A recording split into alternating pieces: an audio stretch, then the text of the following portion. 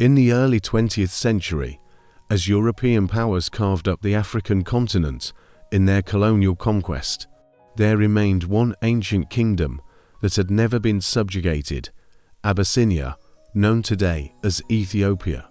It was here in 1892 that a member of the Solomonic dynasty was born, a young prince named Haile Tafari, who was anointed as Haile Selassie, meaning power of the Trinity in Amharic. From a young age, he demonstrated exceptional intelligence, studying history, languages, and the teachings of the Ethiopian Orthodox Church. When Tafari was just 13 years old, he faced his first great test. Ethiopia had been invaded by forces from the Central Powers during World War I who sought to overthrow the monarchy. The young prince proved his courage and leadership abilities by joining the imperial army at the front lines to help crush the occupation attempt. After this trial by fire, Tafari rose rapidly through the ranks, earning immense respect. Following the death of Menelik II in 1913, Haile Selassie, the son of Zewditu's half-sister Shua Rega, assumed power, but was soon removed from the throne and replaced by Zewditu Menelik II's daughter on September 27, 1916. Zewditu was crowned the Queen of King's Empress, and her cousin, Tafari Makonnen, was appointed her Prime Minister. The Empress, who patterned her reign after British Queen Victoria, whom she admired, nonetheless soon clashed with Tafari Makonnen, who wanted to modernize Ethiopia. Empress Zewditu, a conservative, feared that his reforms might spark demands for greater power for Ethiopia's populace. Zewditu did promote the Ethiopian Orthodox Church and built numerous new churches and temples throughout the empire. She also allowed Makonnen to abolish slavery and lead the empire into the League of Nations. With these reforms, Makonnen was ruler in fact, if not in name, during the last years of Zewditu's reign. Empress Zewditu's husband, Gugsawel, led conservative supporters in a rebellion against Makonnen, which ended when they were defeated at the Battle of Antrim on March 31, 1930. Well died in that battle. 2 days later, on April 2, 1930, Zewditu mysteriously died in her palace. Zewditu, having no surviving children, was succeeded by Tafari Makonnen, who upon becoming emperor on November 2, 1930, was renamed Haile Selassie.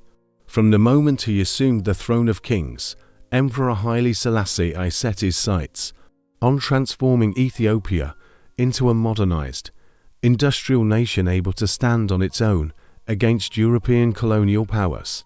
He immediately initiated sweeping economic and social reforms to drag Ethiopia into the 20th century.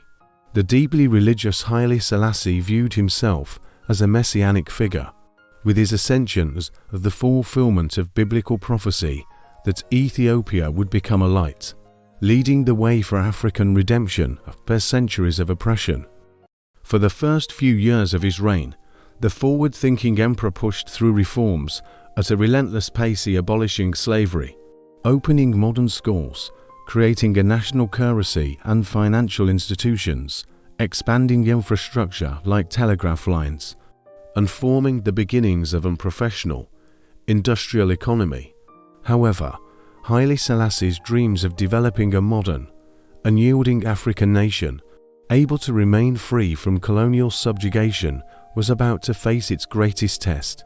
As the 1930s wore on, the expansionist fascist regime in Italy turned its hungry gaze towards Ethiopia, determined to brutally conquer one of the only remaining sovereign lands and add it to Mussolini's imperial trophy case. In October 1935, the Ethiopian emperor's worst fears were realized when Italian forces launched an unprovoked invasion along multiple fronts.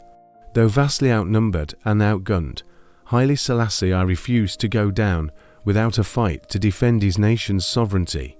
He attempted to rally the League of Nations to invoke sanctions on the fascist aggressors, delivering an impassioned address that warned, "It is us today.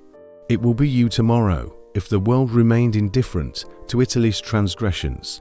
But his pleas fell on deaf ears as the global powers prioritized appeasement over confrontation. Left to fend off Mussolini's war machine alone, the emperor personally mustered and led his outnumbered armies into battle. Even as major cities fell one by one under relentless Italian bombardment, Haile Selassie displayed incredible valor on the front lines, at one point pulling a rifle from a fallen soldier to join the fight himself before his guards stopped him. After nearly a year of resistance, the Ethiopians were finally overwhelmed by the devastating combination of Italian tanks, aerial assaults and chemical weapons. On May 2, 1936, Haile Selassie made the agonizing decision to slip into exile to preserve his life and keep the idea of an independent Ethiopia alive as a government in exile. During his 5-year British exile, the emperor lobbied continuously for international intervention, giving speeches across America and Europe to rally support to reclaim his homeland. His independence struggle became a global cause célèbre and inspiration for other anti-colonial movements worldwide.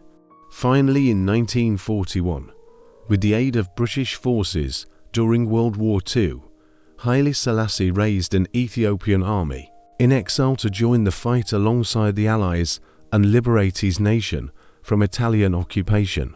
On May 5th of that year, the 48-year-old emperor walked victoriously back through the streets of Addis Ababa, returning to the throne after driving out the fascists. In the post-war years, the newly restored Haile Selassie I worked tirelessly to rapidly re-industrialize Ethiopia, constructing roads, communications, factories and schools at a blistering pace. He centralized state power, limited the nobles' autonomy, and created the first nation-state in Africa with a written constitution and parliament. Beyond just internal development, the emperor also championed the ideals of Pan-African unity across the continent.